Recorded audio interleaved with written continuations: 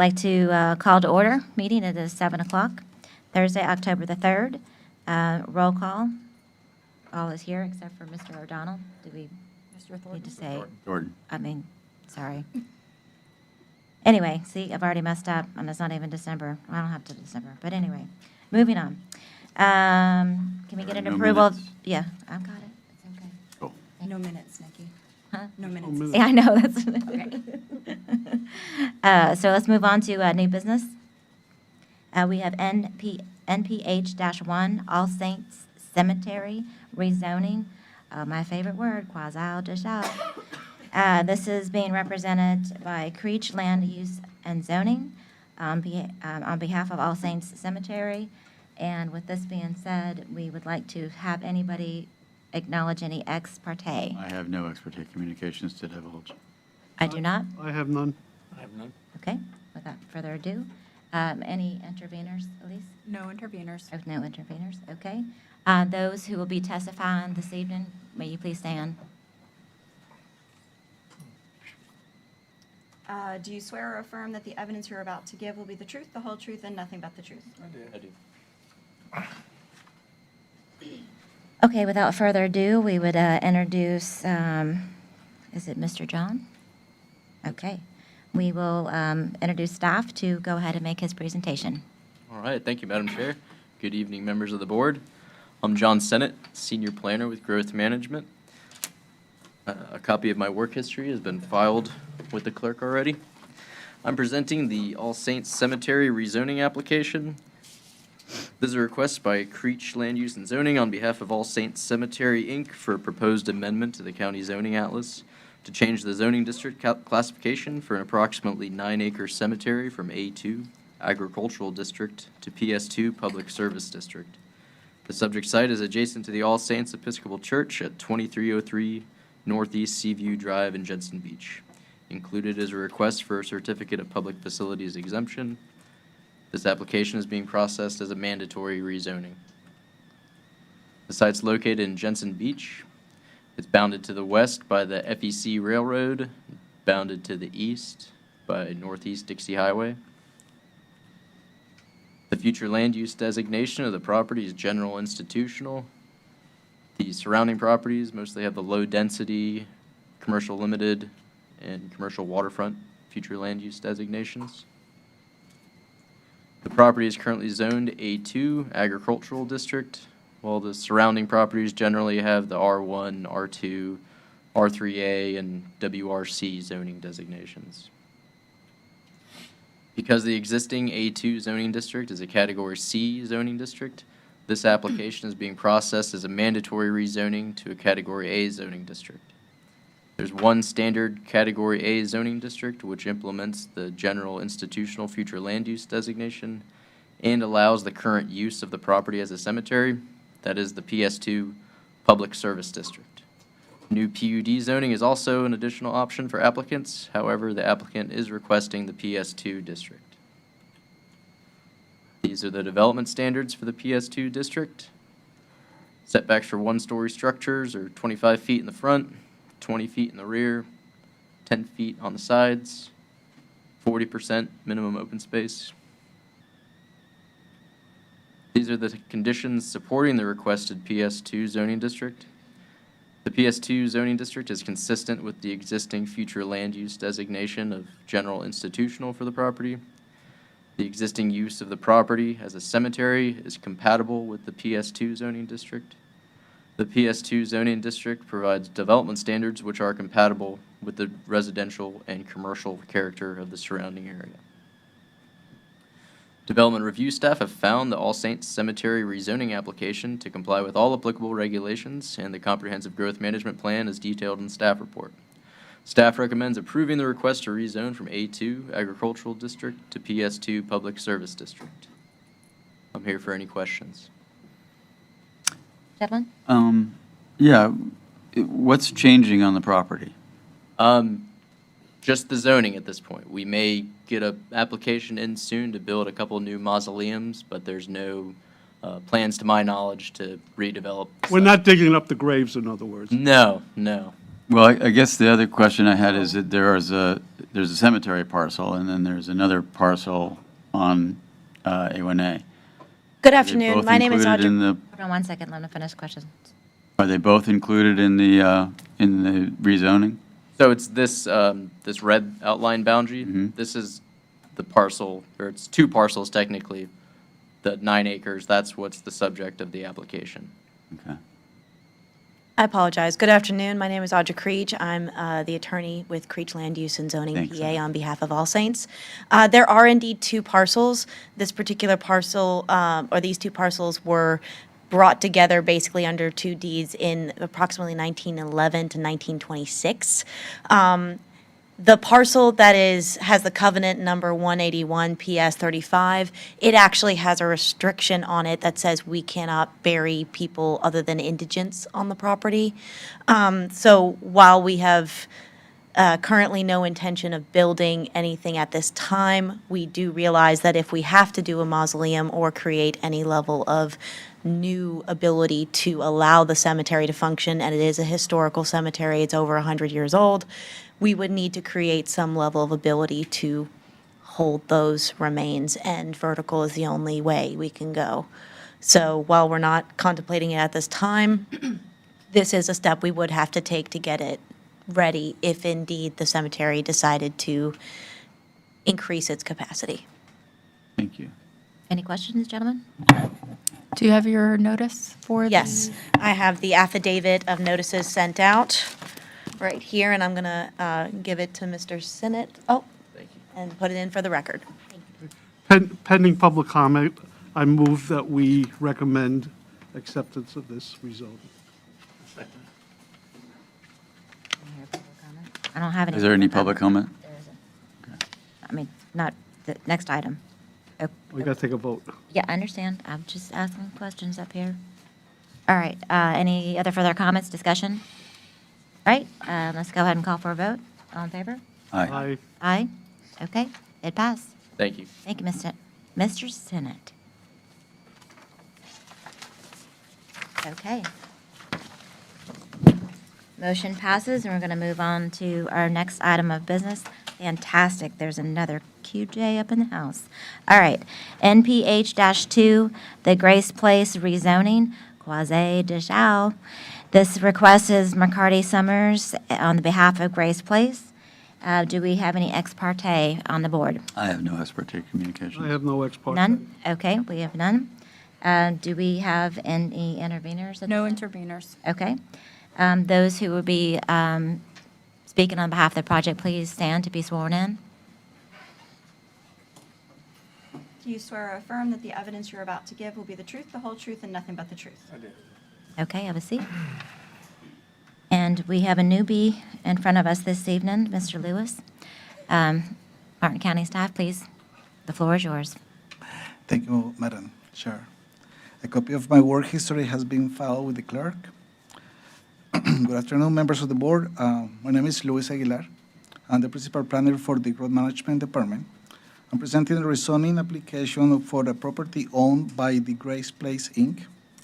The Grace Place is requesting a zoning change from A1A Agricultural District to RE2A Rural Estate District. The property is located in the southeast corner of Southeast Salerno Road and Southeast Old Avenue.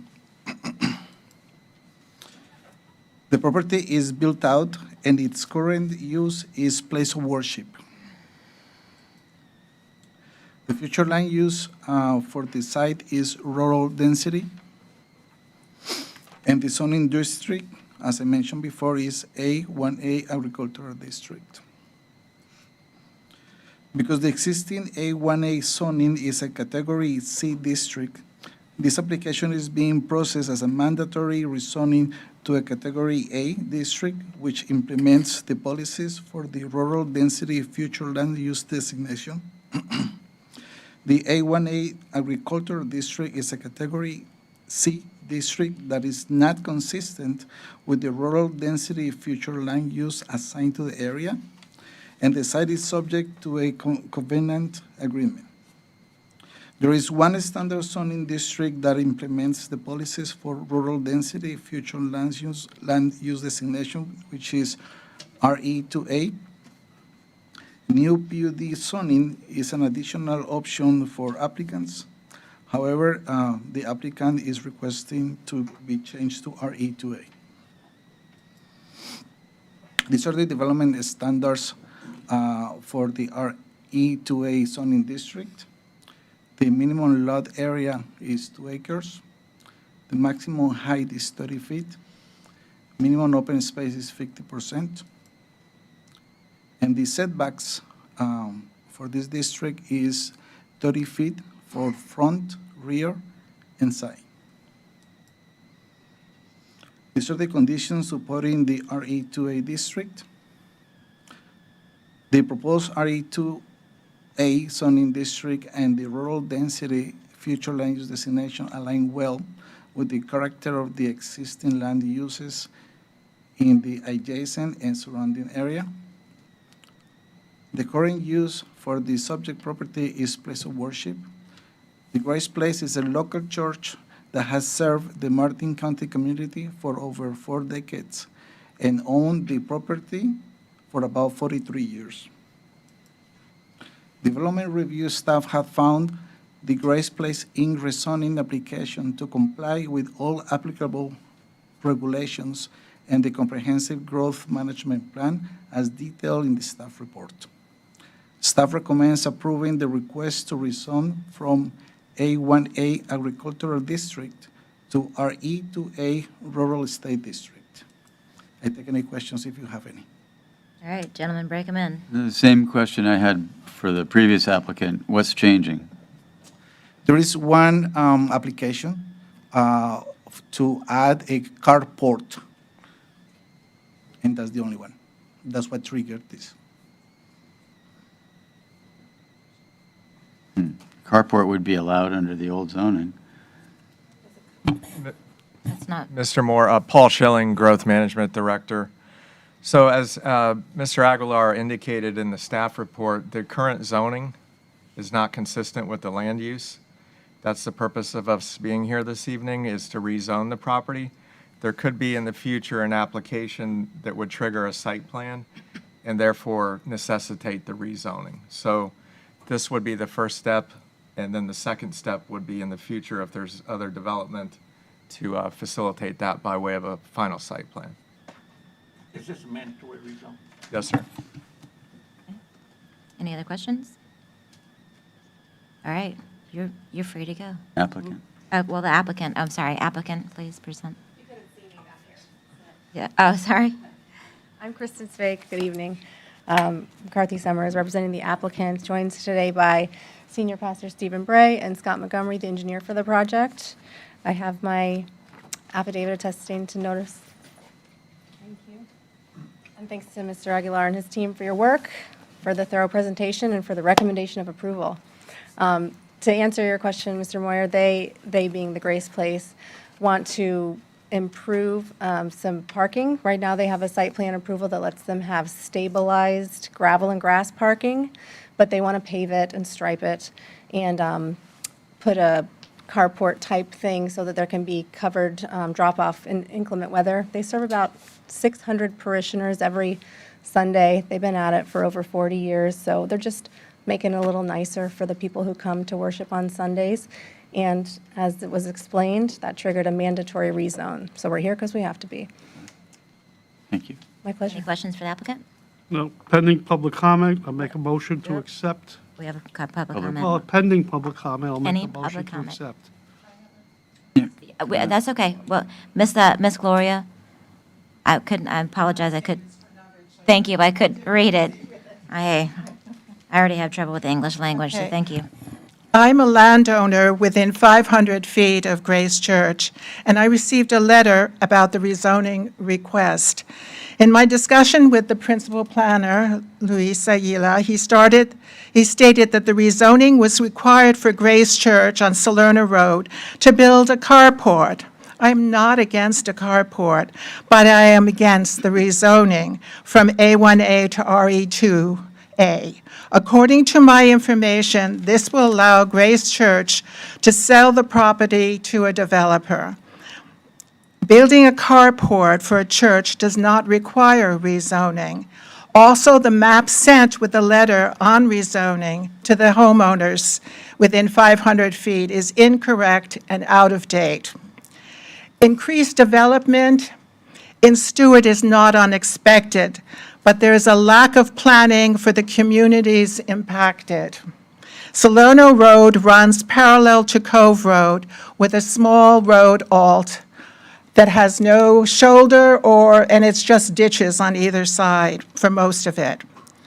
So on Cove Road, 1.2 miles of that Cove Road, 3 new communities are being built, and they're being added to 3 older communities, which will lead, and I can show you the calculations, to over 3,000 people on this stretch of 1.2 miles.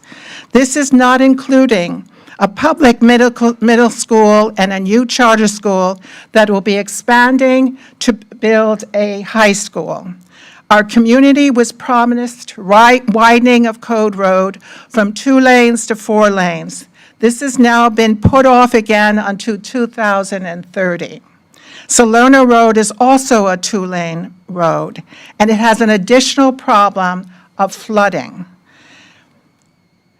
This past year, a new community, Edgewater Point, with 114 townhouses, was built diagonally from Grace Church.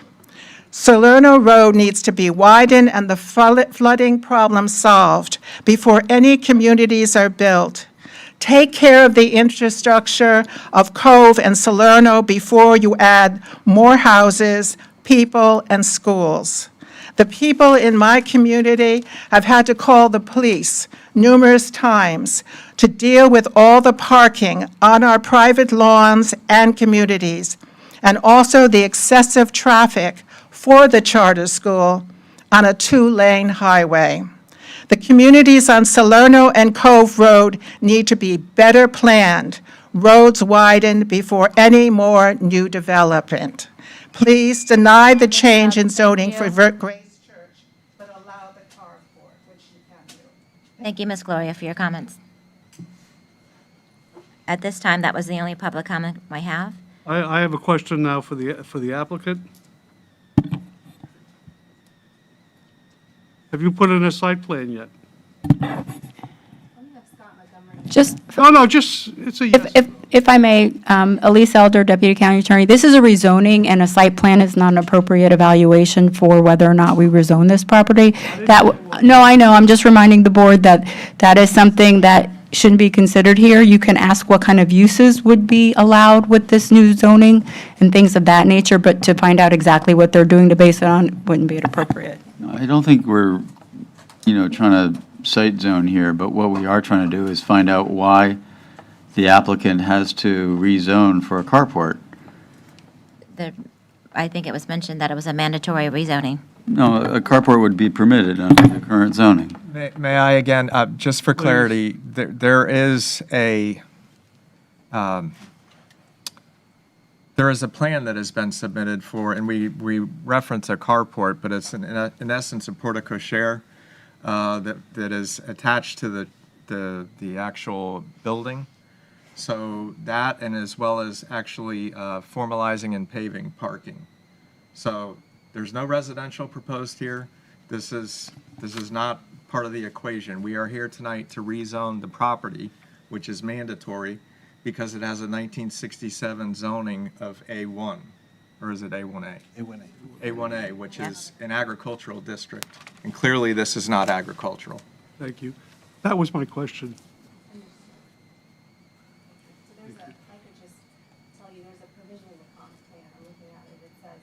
You have a microphone still shut off, I think? Property owners who are seeking master or final site plan approval, and we need to amend our site plan in order to pave and build that, are required to rezone to the most current Right. zoning available that's appropriate. Ms. Eldy, do you have a microphone still shut off? It's on. But No, it's not on. We have a very old Yeah, but the TV can't pick you up. I don't have another microphone. Juan he's a chatty Cathy over there. He just- So we just have a very old zoning, and the comp plan says we have to come here. They've been here 40 years, they're very happy here, they want to stay here, untold future years. They just have to rezone because the comp plan says they have to. Yeah. If they want to pave their parking lot, they have to rezone. And we're all pretty familiar with that, but I am really concerned about the flooding on Salerno Road, and more impervious property is going to exacerbate that problem. Okay, I appreciate that point, and I'm glad Scott's here to hear that, and I know that staff is certainly going to be making him dot his i's and cross his t's when he submits the application and gets it approved. I have a motion, Madam Chair. And your motion repeated, please? My motion was to accept this. Okay, That's recommended. all right. Any further discussion? Any other questions, guys, gentlemen? All right, take a vote. Start us off. Aye? Aye. Aye. It is all passed. Thank you very much. Thank you very much. Now you're free to go. Now, Yeah. Oh, we'll see you again, Mr. Louise. All right. Oh, fantastic. Another one. All right. NPH-3, Manufacturer Community Management Rezoning, Quasi Dejau. This is a request by Gunster, Yockley, and Stewart on behalf of KSA Equities Holdings. And I would like to go ahead and ask the board if they had any ex parte. I have no ex parte communications I do in this. not. I've spoken to the applicant. Okay, duly noted. All right, do we have any interveners? No interveners. Okay. Those who will be testifying, please stand to be sworn in. Do you swear or affirm that the evidence you're about to give, do you swear or affirm that the evidence you are about to give will be the truth, the whole truth, and nothing but the truth? Okay. Without further ado, Mr. Bryan with the staff will be presenting. So the floor is yours. Thank you, Chair. Members of the LPA, for the record, Brian Elam, Principal Planner with the Growth Management Department. Copy of my work history is on file with the clerk. This is a request by Gunster, Yockley, and Stewart, PA, on behalf of KSA Equities Holdings for a proposed amendment to the county zoning atlas to change the existing zoning district classification for an approximately 3.83 acre undeveloped site from B1 Business District to GC General Commercial District. The GC zoning district is consistent with the site's current future land use designation of Commercial General, and included with this application is a request for a certificate of public facilities exemption. The site is located east of Southeast Federal Highway and north of Southeast Hydrangea Street, approximately 0.17 miles south of Southeast Salerno Road in Stewart. To the east is the Salerno Cove Multifamily Development and Cove Place Apartments established in the 1980s. To the north is general commercial developments that have been present in aerial photos since the mid-1970s. To the east and south, the property borders Southeast Federal Highway and Southeast Hydrangea Street, respectively. As previously mentioned, the existing zoning district on the property is B1 Business District, a Category C zoning district consistent with the Commercial General Future Land Use designation. Future land use on the property is Commercial General. A review of historical aerials and a comparison of the original future land use map to the current parcel configurations and development of the area indicate the conditions have not substantially changed in this area since the adoption of the county's future land use map in 1982.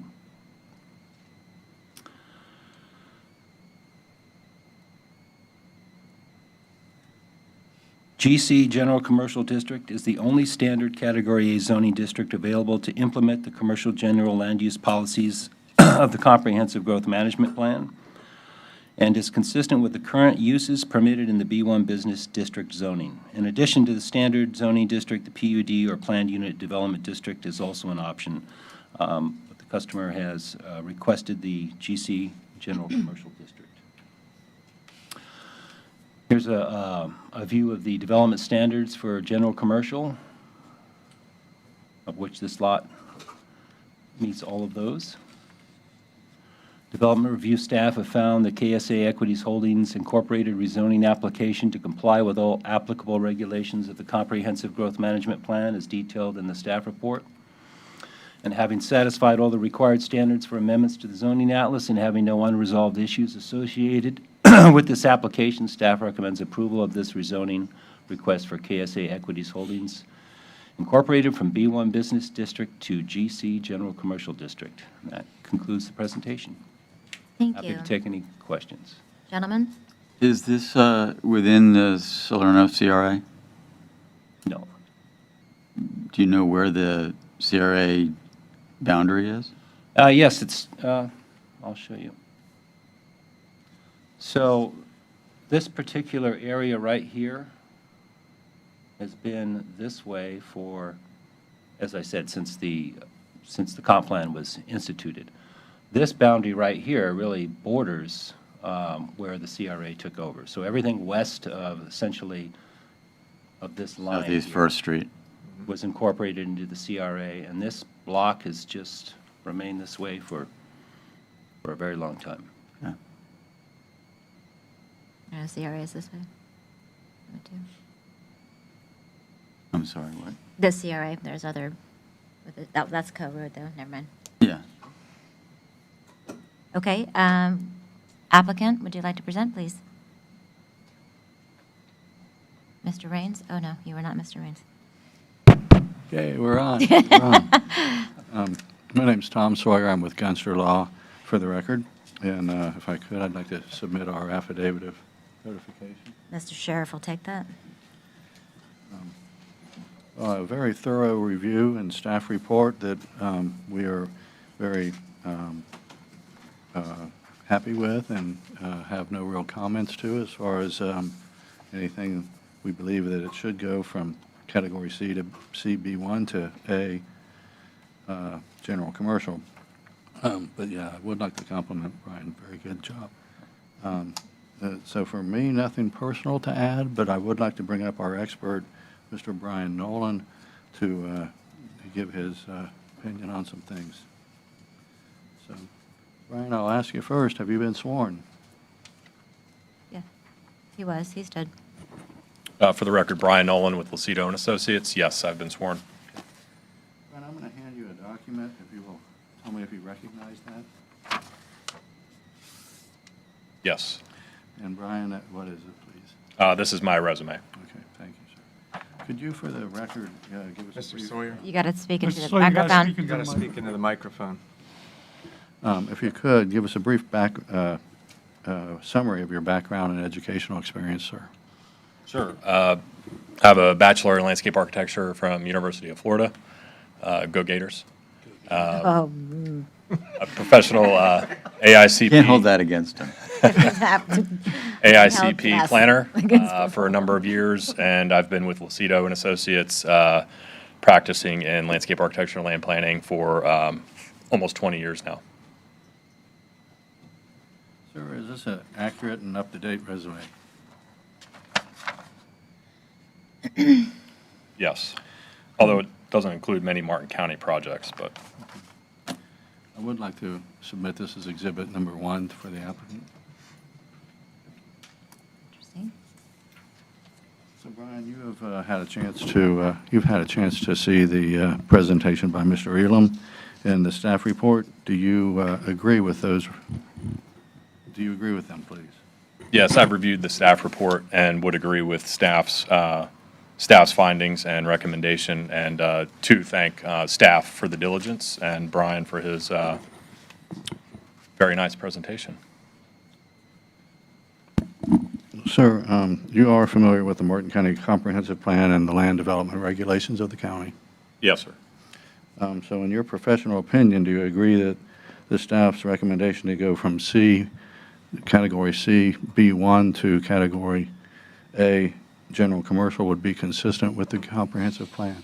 I do. Do you have anything you would like to add? Not at this time. Okay. And I think with that, we conclude our submit. Mr. Sawyer, I want you to do the same presentation when you go before the, Every time. I felt like I was in court, but you're an attorney, so I get it. Well, and I don't like being in court, so. Yeah, I don't go either. As far as quasi judicial, but that's it, Yeah, okay? see? Nothing further. Tough crowd. All right, gentlemen, any questions? Yeah. You're asking for the most intense general commercial zoning category there is for this property.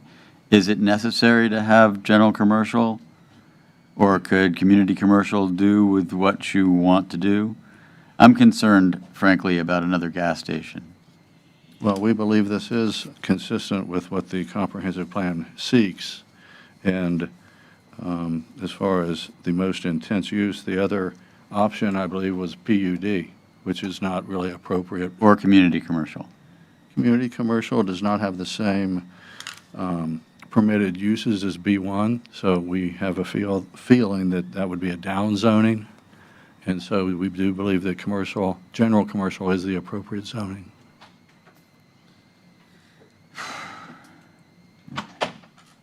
I don't think Tom has any questions. Rick, do you have any questions? I'll wait till we vote. Can I make a comment after we vote on this? After the hearing is over? We can do a discussion before we vote. He just wants to say go Gators. Yeah, I'm a volunteer, doesn't help We well, but- spent a half an hour doing mandatory rezoning, and I brought this up before. We don't have a choice. Paul, Elise, how do we stop this? Because this is silly. We're spending a lot of time, the applicants are spending a lot of money, we're wasting a lot of time on stuff we don't have a choice with. How do we change, how do we stop that, how do we change that? Most counties don't do this. I mean, I've been in other counties, and you don't have to have a public hearing when it's a mandatory rezone. You do. Under the law, you do have to have a public hearing for mandatory rezoning. We can't rezone the property without the property owner's consent, so we have to have a public hearing for the mandatory ones. Usually they're quick, but sometimes there are questions. I'm not sure that this is a mandatory rezoning, though, but Well, your planning staff says it is. No, No, we it's didn't. not a mandatory rezoning. They didn't say that. not this one. In this particular, Paul Schilling, Growth Management Director, for the record. So in this particular case, we have a B1 zoning, a 1967 zoning, and we have a commercial general land use. The two are in fact consistent. However, the GC zoning district is the newer district, and that provides for the permitted uses very, very similar to the B1, although a little bit different, but the intensities arguably are quite similar.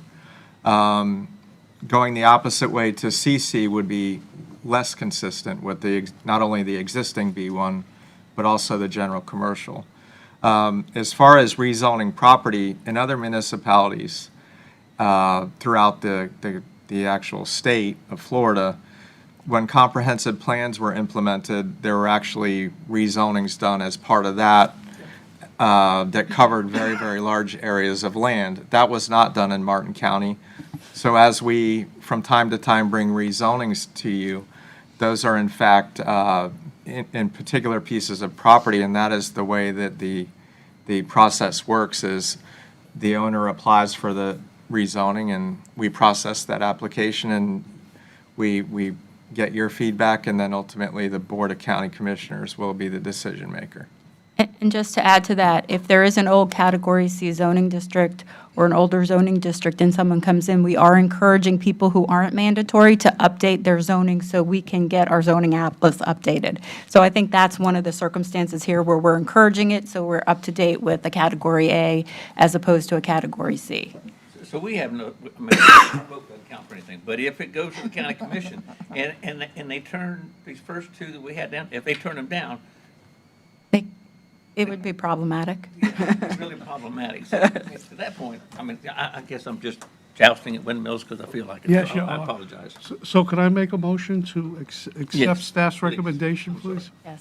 We just need a call for public comment. Yeah, I was going to say, do we have any public comment? I don't have any. We need, that's okay, if you can,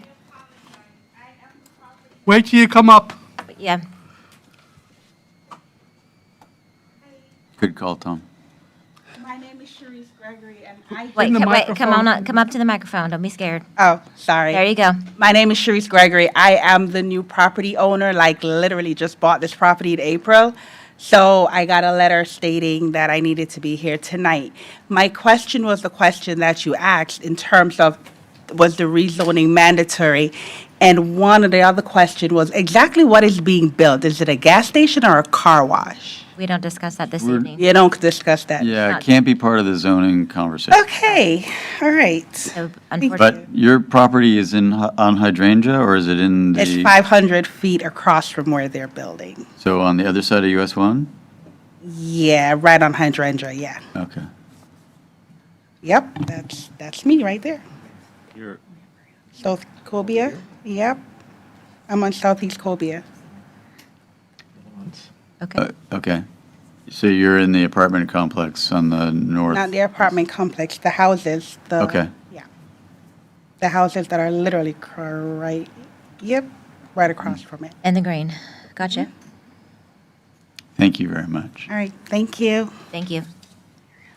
So, make a motion to accept staff's recommendation to rezone. A second. Okay, can we take a vote? Who wants to start? Aye. Aye. Aye. All right, aye. All passes. Thank you, thank you. applicants and staff. Oh, the next one's easy. No, it's not. I'm just kidding. I don't have to say anything on it. I'm gonna have to copyright that. All right, NPH-4, Comprehensive Plan Amendment 24-04, Future Land Use Element, a proposed text amendment to Chapter 4, Future Land Use Element of Comprehensive Growth Management Plan, Martin County Code, based on 2024 evaluation and appraisal of a report, which is called the EAR, E-A-R. This is going to be presented by, oh, Mr. Clyde is back up. Welcome, gentlemen. All right, your floor is yours. Thank you, members of the LPA. My name is Clyde Doolin, for the record. See if I can get the agenda item up. As you know, we've been processing amendments to the Comprehensive Growth Management Plan to each of the chapters as part of the evaluation and appraisal report. This is the final night that we have items to bring to the local planning agency for year-based plan amendments in the chapters. Chapter 4, Future Land Use Element, has been called the heart of the comprehensive plan because it deals with all of the future land use designations and is connected to all the other plan elements. Many of the changes are not substantial. You've seen some of them before, the change in planning periods from 15 to 20 years. There are 3 items that are substantial in nature, and they are discussed in the staff report, and I'll get to that in a second. Maybe I better sit back from that. So let me get to the 10 items in the staff report, and I'll try to expedite through the first few. Tabular data in tables 4.1, 4.2, 4.3, and 4.4 is updated. We do this every 7 years with the EAR to just update data as far as future land use designations, existing land use designations. Figure 4-1 is revised and shown as an attachment. The existing one from 2010 is being proposed for deletion, and the replacement for 2024 is proposed.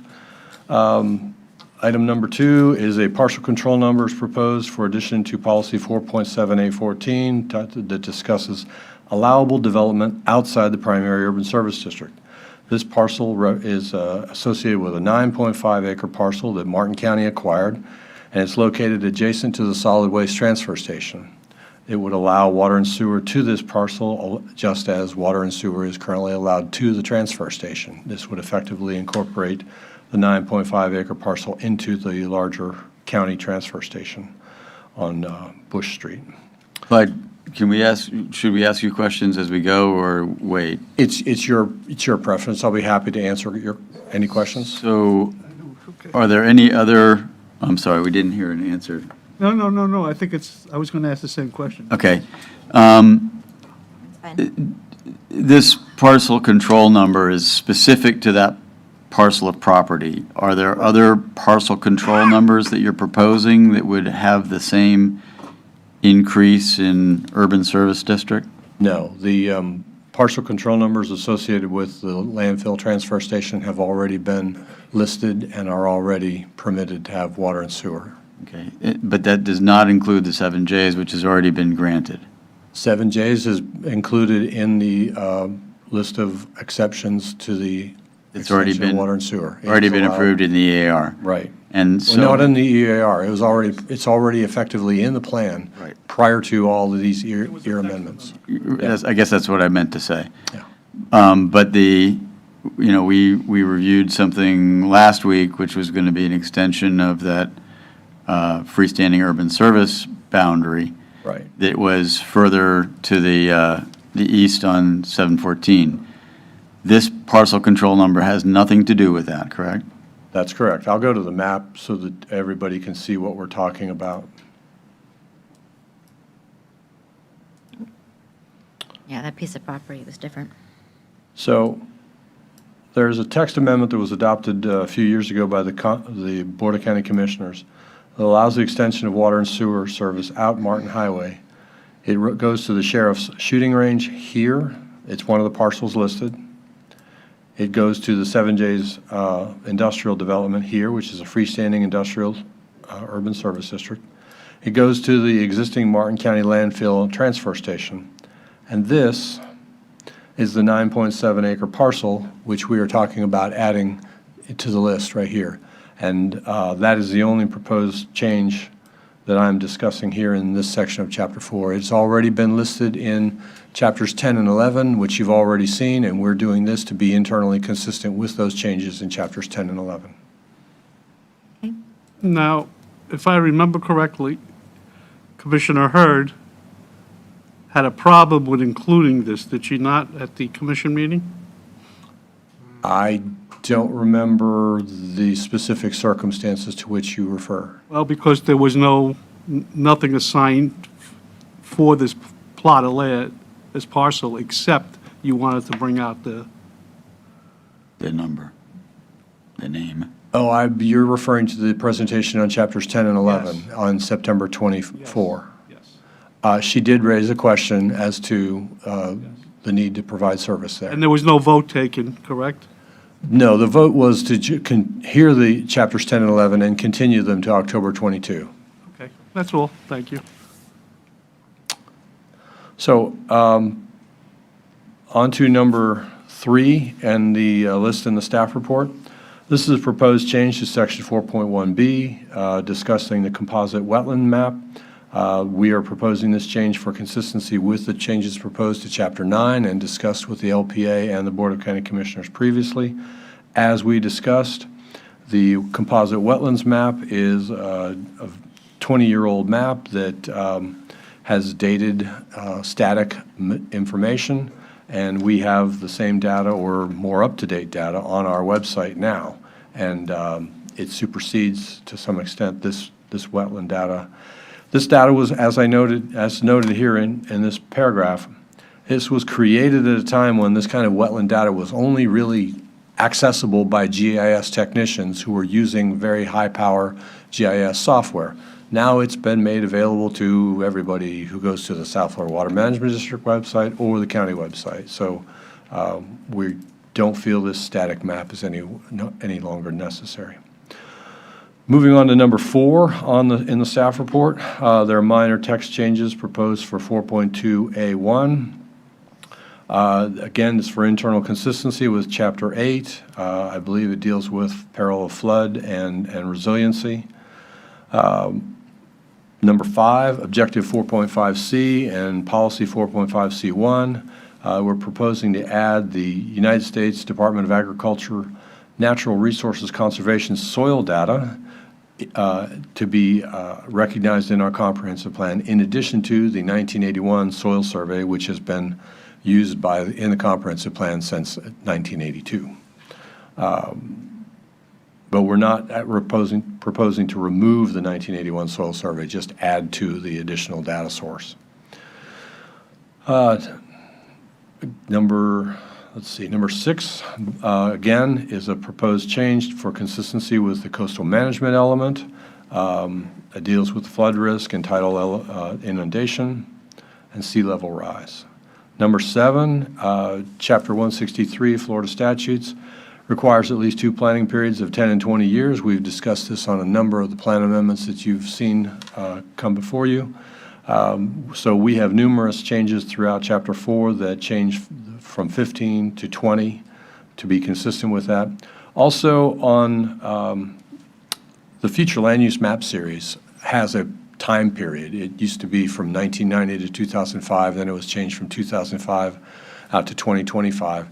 And so it's appropriate, since 2025 is around the corner, that we update that period as well to go from 2025 out to 2045 with the 20-year distance, 20 years that's required by statute. And that's a quote from Florida statute there about that. Number 8, permitting of shared infrastructure between different future land uses. This is an issue that staff has dealt with on a number of occasions going back to the late 90s. You have circumstances where you have one property owner with 2 future land use designations. I'll give you an example of general commercial and medium density residential. And they're proposing to do a commercial use on the general commercial and a residential use on the residential.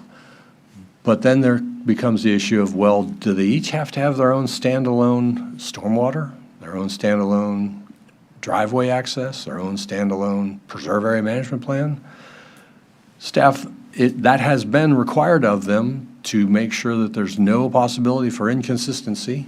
However, that's not a common practice in many communities, and we are proposing to add 2 policies to Chapter 4 to allow these shared infrastructure to be between the 2 land use designations. As the language here in the staff report discusses, a lot of times wetlands don't respect future land use designations. They just occur where they naturally occur, and it's often better to have, the preserve area management plan deal with the whole thing in total. Oftentimes you have habitat in a location which is, you don't want to fragment. You want to keep it condensed and in one place and meet your preserve area requirements on the total property where the habitat is best. And it's oftentimes more efficient to try and deal with stormwater because, again, topography doesn't respect future land use designations, and the way the water runs downhill is often better dealt with to deal with where the water runs downhill as opposed to where the future land use designation is. Clyde, this could be dealt with a PUD, though. No, actually, a PUD doesn't get around the future land use designations. But we're talking about site planning and how site planning is handled in the future land use. And so I guess what I'm trying to say is that if it's a single ownership, then the land use planning is what we're really talking about. The future land use doesn't really apply because that's what the future land use is. Is this a unity of title you need to do this? No, it's not an issue of unity of title. So if it's not, I'm concerned that you've got 2 different intensities that have different requirements, and you're trying to lump them into one. No, I wouldn't go that far. I put a graphic on the screen, and maybe I can point to it, and that'll help illustrate instead of just using words to illustrate. Here's a property. The outline in teal is the total ownership. The front part here is general commercial. The back part is medium density residential. This is a major highway out front. I haven't identified this particular property purposefully so as to not impinge anyone's property rights. The access is most easily taken from this major highway through the general commercial to the medium density. I can tell you in this particular case, the habitat is all in the back. And so it makes sense to do your 25% native upland habitat where the habitat is best and is clustered. And this is an example of the kind of situation that we are encountering, and we would recommend the the consideration of these two policies. If I might just add to that, Elise Elder, Deputy County Attorney, sorry, Clyde. But so if one person is developing this whole property and they have commercial in the front and residential in the back, and they're going to do something commercial in the front and obviously residential in the back, they cannot use the road that goes through the commercial to access that residential. They're going to have to go behind and go to the street behind, because under our comprehensive plan and based on a county attorney opinion from the 1990s, you can't share infrastructure between future land uses, even if it's in the same site plan. So that is problematic for people like this person who now has to have two separate accesses because they can't share that road, which is infrastructure, if that makes sense. There's got to be some examples of PUDs that have general commercial up front and residential in the back. There might have been a few that slipped through the cracks, but the general, if you go to growth management, the general rule is you cannot share infrastructure, roads, you can't share preserve, and things like that. And it is problematic for some applicants. So this provision that Clyde is talking about is only allowed to share the infrastructure if you're in one unified So or it'd be one unity single of- one project. You can't share it among projects. It's just limited to one project. Does that language, I mean, I don't see that clearly described in the language. He's going to bring it up. I mean, I'm going from memory. No, I understand. But- It's a, Okay, I think that's the right one. I'm going to go to page 57. So we proposed two policies, one in the residential portion of, that describes a suitable location of residential development. And it would say shared infrastructure, residential and commercial development may share infrastructure, roads, utilities, stormwater, and preserve areas within a single development project. We did not extend this to have residential and industrial, just residential and commercial. Likewise, to be internally consistent in 410, which deals with the appropriate placement of commercial, I'm scrolling down to it. We proposed a concurrent text change, which has the same language about shared infrastructure, sharing roads, utilities, stormwater, and preserve areas within a single development project. So let me ask you, this all happens, project is developed, 10 years from now, the owner wants to come in and divide it. What happens? That's easy. You've got lots of site plans out there with shared ownership. They establish ingress, egress easements for shared and for responsibility for shared infrastructure perhaps through a unity of title and definitely through a POA and such like that, so that they take care of their responsibilities. and for this project, if a project is developed, there is a unity of title, and if they want to release that unity of title, they have to come to the board for the release. So the board will have the opportunity to weigh in on it. Well, that was my question before. There should be a unity. There will be, yeah, every project has a unity of title. Now it makes almost. sense to me. Yes, All yes. right. I'm sorry, I was thinking you were referring to unity of title being the solution. It's No. just part of Requirement. It's a required requirement. development. Okay, now this makes perfect sense. Yes. Okay, can we continue with presentation? Clyde? Certainly. We So have- that's number 8 in the staff report. And number 9 is the discussion of disconnecting planning periods from residential capacity analysis so that it's a guideline instead of a directive. There is policy language, and it's quoted here at the bottom of 5 and the top of 6, that describes when undeveloped residential acreage within either the primary or the secondary no longer provides projected population growth for the 15-year planning period, planning for expansion of residential capacity shall commence. And when the undeveloped acreage in either the primary or the secondary provides for no more than 10 years of projected population growth, the county is required to expand capacity.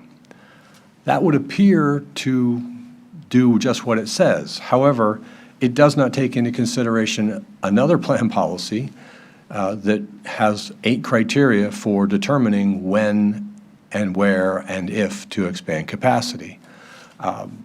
We are proposing to modify this text so that all plan policies have to be taken into consideration before an expansion is proposed. Okay. That's a hard no for me. I mean, this is a trigger that is measurable. It's a trigger that is not subjective. It's a trigger that is important and one that has withstood court challenges. Getting rid of this as a criteria for expanding the urban service boundary would be another assault on the urban service boundary. I think it would be a giant mistake. Question otherwise? I don't understand that was a statement. Hard no. Clyde, Okay. Yes. you're still going to have to do the planning, Yes. and we're still going to have to meet the analysis that we don't have enough land to meet the people that are coming. You still have to do the residential capacity analysis. So you do that. So when you reach that point, we as a county have to start exploring where we're going to put the people that are moving here, right? Yep. I mean, that's what you're saying in this. So I'll show you I'll skip over the language that I was referring to that has the 8 criteria that must be considered whenever an expansion is done. And move on to the language that staff proposes to modify that last paragraph that you just saw. And the additional language doesn't take away the 10 and 20, well, it would become a 20-year, the 10 and 20-year planning period. It doesn't take away the requirement to do the capacity analysis before expansion. It would simply say that the capacity analysis is not the sole determining factor for amending the urban service districts. You still have to comply with all other plan policies. Okay. So that's number 9. And moving on to number 10, the last item in the staff report is eliminating the dependence on the decennial census data in the residential capacity analysis methodology, and along with that, removing the excess vacant units that is part of the supply side of the residential capacity analysis. The decennial census data is only available every 10 years, and the farther away we get from that period, like we are now in 2024, almost 2025, the more stale that data becomes. This was something that was brought up in 2018 when staff presented the 2018 residential capacity analysis. We brought up an analysis of what it would be like if you didn't have the excess vacant units.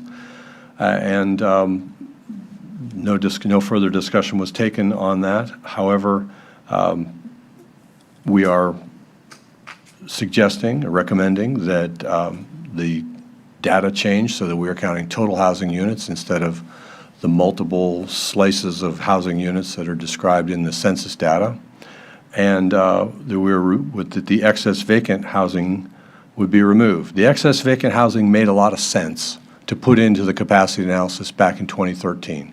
As this text right here is a quote from ordinance that adopted that residential capacity analysis. It made clear that there were a lot of excess vacant units. People walked away from houses in 2008, 10, 12, et cetera. They left overgrown lots and pools turning green, and we had thousands of units that you could occupy, and it was reasonable to consider that as part of our residential capacity analysis. 2024 and 2013 are far, far apart in terms of demand. You can no longer say that the excess vacant units are at a historic high and they do not serve to depress the housing economy anymore. It's highly doubtful that there are even very many excess vacant units or vacant units that are not seasonal out there right now. But Clyde, if there were, it would make a difference, just as it did in 2013. If we have another economic bust, which isn't impossible because each bubble ends up bursting, this data would be useful. This data would be helpful. I don't understand why getting rid of the data makes it a lot easier or straightforward or easier to understand. It just makes it harder to put in if it's necessary. The only way to generate the excess vacant units data is to use decennial census data. Right. And it's stale after a few years. It's no longer as valid. I mean, you can have excess vacant units increase and decrease from month to month, and the difference between 2020 and 2024, it can be. But the survey substantial. data is, I mean, I guess this point is connected to the survey data. If you're not using the decadal survey data, what are you using? I mean, that is the most. We are. That is the most accurate survey data we have, able to, anywhere. Why wouldn't you use it? Because after a few years, it's no longer as accurate. But as soon as it becomes available, it is the most accurate survey data available. So why would you say you don't want to use it? It doesn't make sense to me that you would throw out data even if it's old. We can't get this kind of data anywhere but the decennial census. Right. So why throw it out? Because between 2020 and 2030, things can change substantially. Yes, but And it's no longer as valid. So what would you use instead? We would not use, because the data to do excess is, I understand Okay. completely. we would use total housing units available through the property appraiser's office, and we would use either Bieber or economic development data provided by Tallahassee for our projected population and our existing population. And where is that in here? It's not shown in the proposed, Fine. in the staff report, but I can go to, I can't approve of stuff that I don't. Well, let Clyde answer my Yeah. question first. okay. And you can say, Yeah, well, I think he's 211. making a statement versus a question. So answer the question and we'll move on from there. Whoops. No, That's that's not not what I part want. That's not what I want. This is kind of the thing, though. So this is data. Apologies for scrolling. That's provided by the Bureau of Economic and Business Research, Florida. that's great. Where is it, that's the data you're going to use? Where is that in the, How does that Oh, you're replace? talking about in the plan policy? yeah. Okay. I understand now.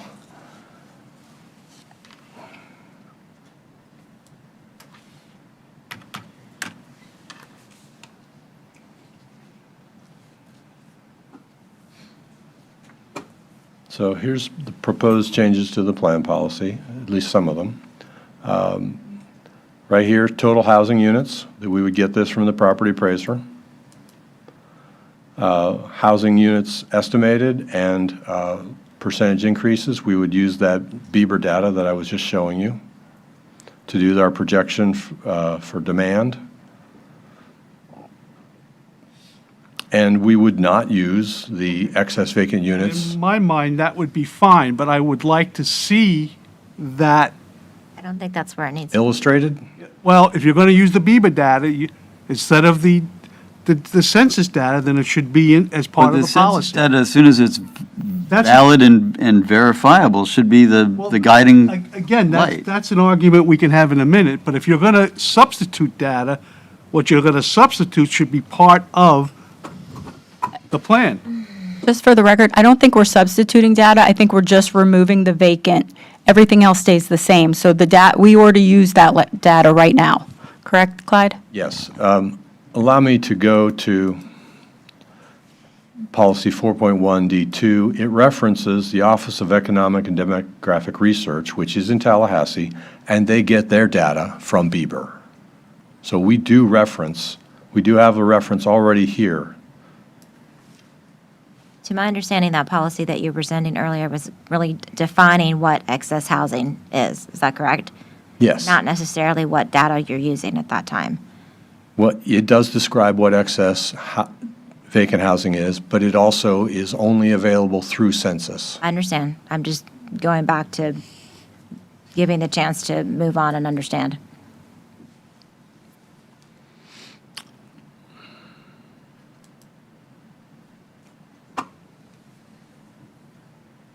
As you can see, much of the methodology remains the same. And the things that are stricken are all directly related to census data. And for instance, another change that's part of this is we had recommended using the American Community Survey data available through the United States Census. But we no longer feel that that's an appropriate way of going because we looked at it, we've tested it. It's a sample instead of a total count, and it's even less accurate, in my opinion. So we would not recommend including that in the text any longer. Much of the same features of this methodology remain the same as already here. Here's an example of a change that looks like a lot of change, but it's actually no change at all. There's no distinction between the way it's worded here, vacant subdivided single-family lots and duplex lots. The distinction between pre-82 and post-82 is irrelevant. So we're just, in this case, we're just cleaning up the language to focus on subdivided single-family and duplex lots. This is the language that would be stricken. And we're kind of adding in something that's an obvious oversight, is that when language was modified after the challenge, we went through the challenge in 2013, and we had 3 or 4 amendments to the initial language in 2013 in order to get to a settlement in 2016. We cut out the language that actually referred to approved master and final site plans. So we kind of want to put that back in because we do, in fact, count master and final site plans. Allow me to also make to try and describe something. When we're doing supply side, counting up the available supply in the primary and secondary urban service district, we count the vacant land and look at the max density on that vacant land. No entitlements, no site plan approvals on it. Then we count up the site plans and how many units are associated with those approved site plans. We deduct units from those site plans as soon as they get a certificate of occupancy because they're no longer available for future capacity. Then we add up these single-family and duplex platted lots, and that's the way capacity was done for decades. The only other thing that's a part of the supply calculation are these excess vacant units, these units that were constructed years ago, people lived in them, and they're no longer being lived in. And it was never a part of the methodology through the 90s and up through 2010 through 2000 to 2013. And as I said before, it was put in because you had this excess number of units, which we don't have anymore. I have a problem with one. It says the maximum allowed density. Nothing in the county gets built to the maximum allowable. Is there a way to tweak that where it's on an average?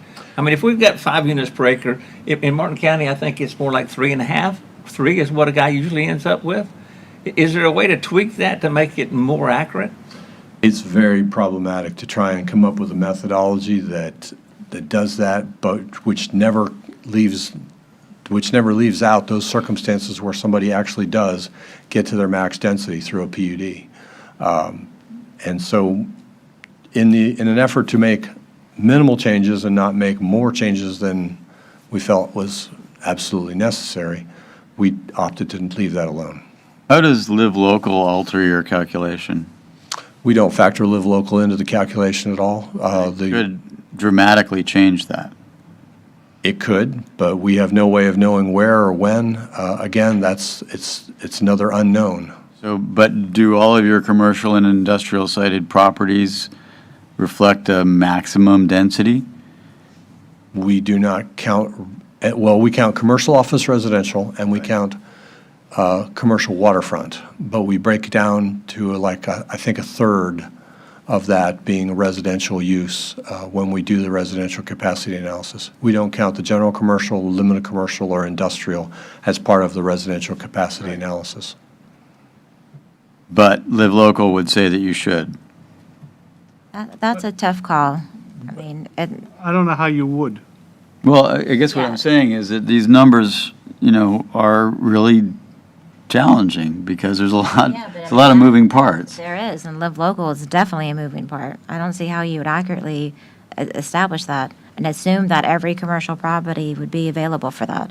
Well, Okay, can we do a favor? It's already well past 8 o'clock. Can we move back to your presentation and finish that up, please? That essentially concludes That staff was it? presentation. Okay, all right.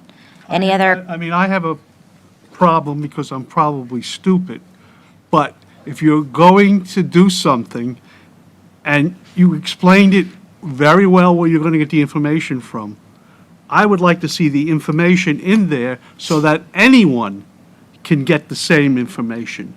Right now, it's what you, and I'm not saying you're cheating or you're doing something, but anybody in this county should be able to look up the same information that you would use when you did it. And that's, I think it's very important that we not leave out anything like that. So you'd like them to reference this? I would like the reference of what they're using for this. If you're not going to use a census, then you're going to use This. whatever data. And if you're going to use that, that means all of us can look at And it. as soon as the census is available, the very best data that's available will be used. Well, I'll let the experts write it up, but I just want to see it so I can look at it myself if I wanted to. May I? you may. The Bureau of Economic and Business Research adjusts their data every 10 years to be synchronized with census data. So they give us the data in between the 10-year periods, but they adjust to match with census. So they track pretty close with each other. So when the census comes out, what you're using, they just sync up with them? In terms of projected population, estimated population, yes, exactly. Okay. So I'm with Tom. I mean, if it was referenced, this is where we're going to get our information from. And you may already have it in there. And if you do, that's great, I just didn't see it. There you go.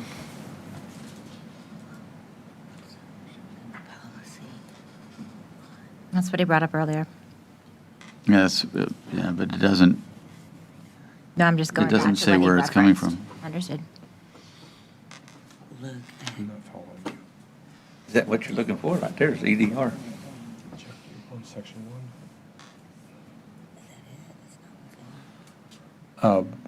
Samantha's asking me to reference something in the staff report, and I will go to it. I think I know what she's referring to. Okay, so.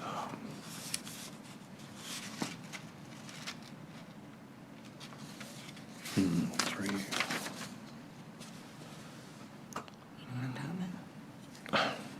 I'm not sure, Sam.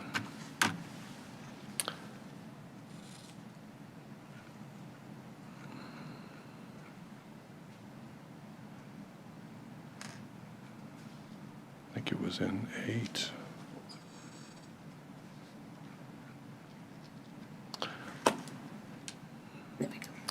This is a quote from Chapter 1 of the Comprehensive Growth Management Plan.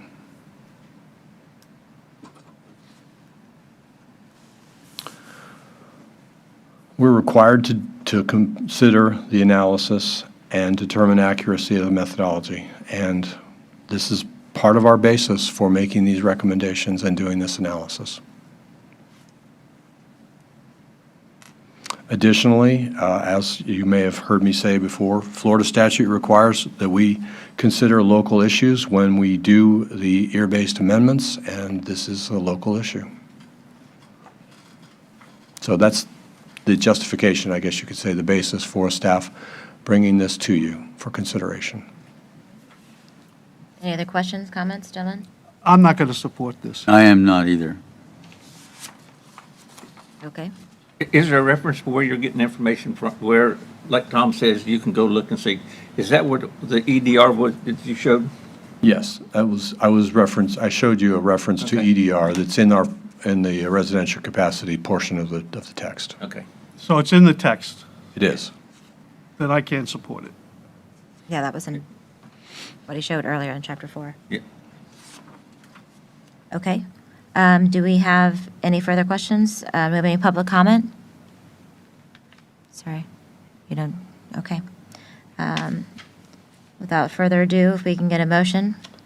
I'll move that we accept this.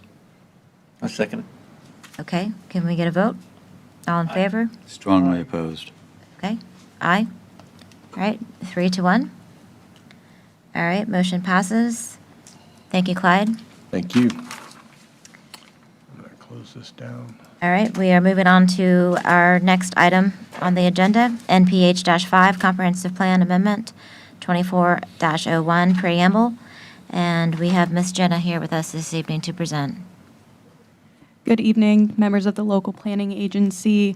Jen Anabi, senior planner with the Growth Management Department. The changes in Chapter 1 this evening, you have already seen this proposed amendment. We are returning it to you in response to the proposed changes in Chapter 4. So for internal consistency between the chapters of the comp plan, we are returning this item. In the staff report and in the text for Chapter 1, we have highlighted the changes in gray that have changed since you last saw this item. And so that would be Section 1.7B, Housing Unit Demand Projection, and Section 1.7C, Residential Capacity Calculations, that have been tweaked to be consistent with the changes in Chapter 4.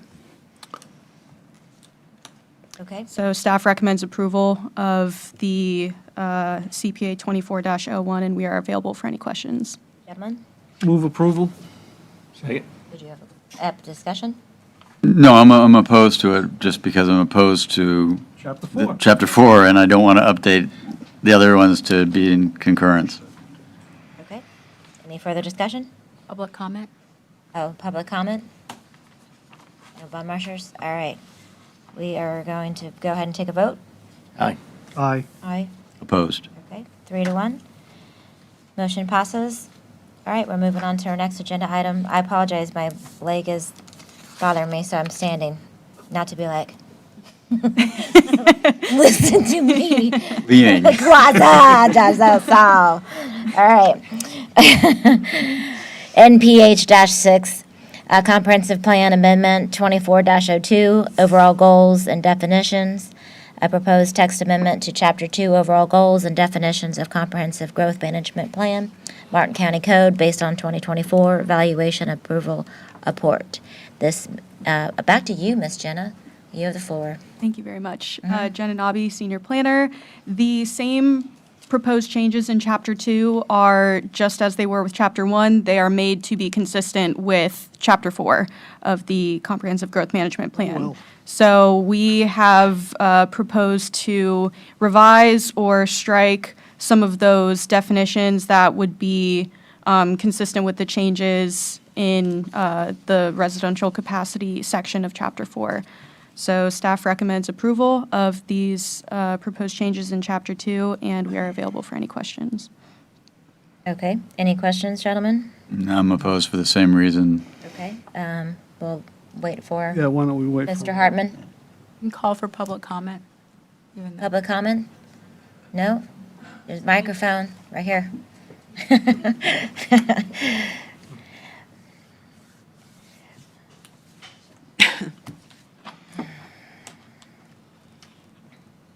Yeah, you're consistent. All right, stop talking about him. I'll move approval of 2402. And the reason you don't like it is because it goes back to Chapter 4? Correct. He's being consistent. I'll All second it. right, all in favor? Aye. Aye, okay, I'll pass. Motion passes. All right, we, moving on to the next item. What? He I said opposed, yes. no. Oh, I thought you said Or no. aye. No. This is, I'm opposed in compliance with my vote on Sworn Chapter you said 4. aye. No? Okay. Sorry, 3-1. I'll let you take it. Okay, we are on NPH-7, Comprehensive Plan Amendment 24-14, Capital Improvements Element, Proposed Text Amendment to Chapter 14, Capital Improvements Element of the Comprehensive Growth Management Plan. Martin County Code based on 2024 evaluation and appraisal report.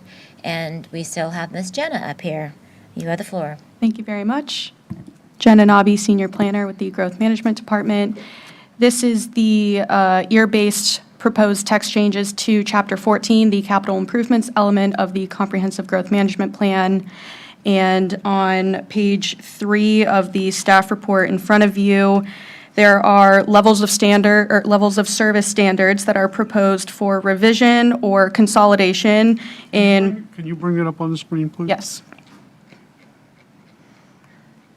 My reign is over. Your lean is So this outlines the proposed changes in the chapter. And in policies 14.1A2, 14.1A3, 14.1A4, and 14.1A5, the levels of service standards in those policies are proposed for revision or to be consolidated.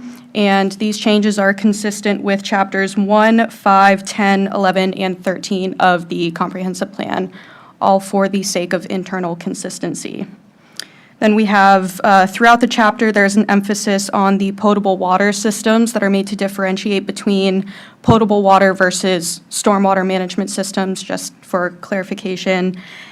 The levels of service standard requirement for public transit is proposed to be removed from policies 14.1C4, 14.1C6, and section 14.5D, because the county does not have a level of service standard for public transit, and Florida statutes preempts local governments from using public transit as a means of concurrency. The policy 14.1E17 is being revised to change the specific section references from specific policies to chapters so that the requirements for compliance are broader. And then this was missed in the staff report, but wanted to bring it to your attention that policy 14.1C5, there's 2 places where the word mandatory is being stricken from describing public facilities. And this is because impact fees are collected at the time of building permit, and Martin County no longer classifies its public facilities as mandatory versus non-mandatory. All the impact fees are collected at the time of building permit. And lastly, this was not made in time for this agenda packet, but it will be reflected at the October 22nd BCC meeting. But there is a new requirement with the housing, what's the HUD acronym? Department of Housing and Urban Development. Yes. So this is a federal requirement, and I'm going to go to the page of text.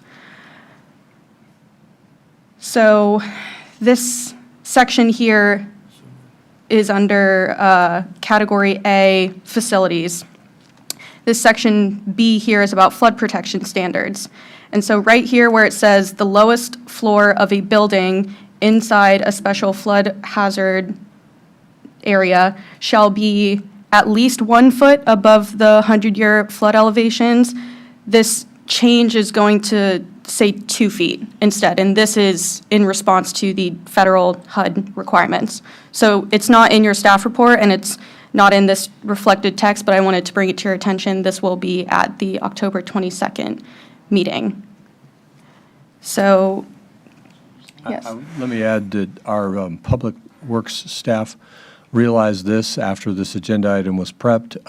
The HUD regulation takes effect January of next year.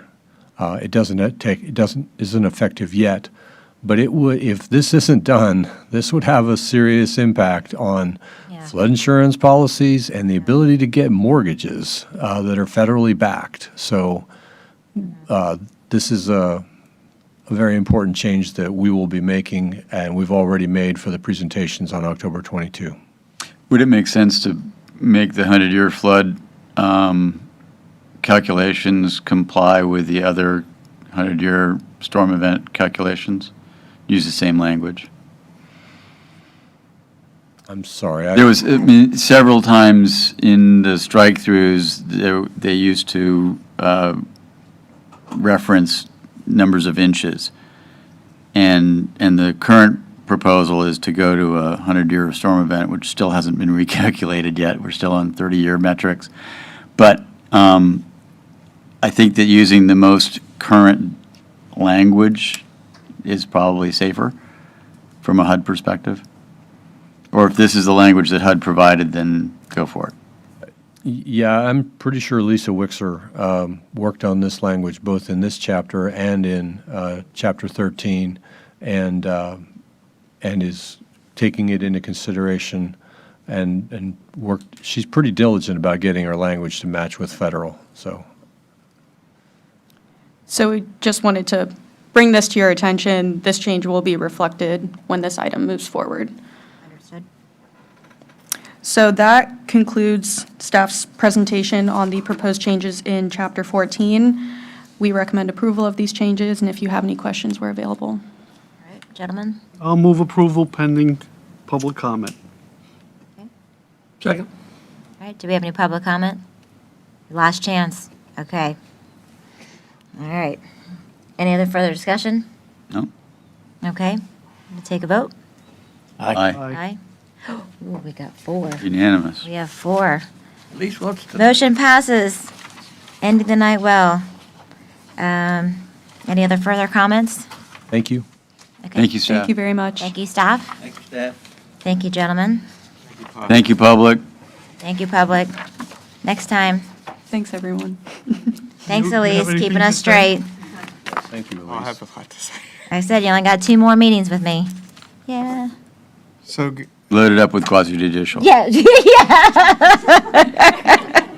wanted you to make the rest of the meeting that way. I'm just going to start saying, yeah, I was going to say QJ. we have I'm going to go home and practice in the mirror. we have a few quasi-judicial. Yeah.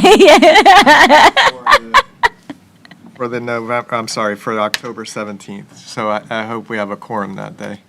I will not be here. You will not be here. Yeah, he has a concert with Jim. Yeah, we're going to Columbus Day. Or Indigenous Peoples Day. Oh, you're celebrating that. Everyone else is good? You have a plot to be buried in over in St. Well, Saints. yeah, maybe. True. Maybe I'm In the already fr- In the there. front part, yeah. Already been advertised. Oh, I'm sorry, adjourned.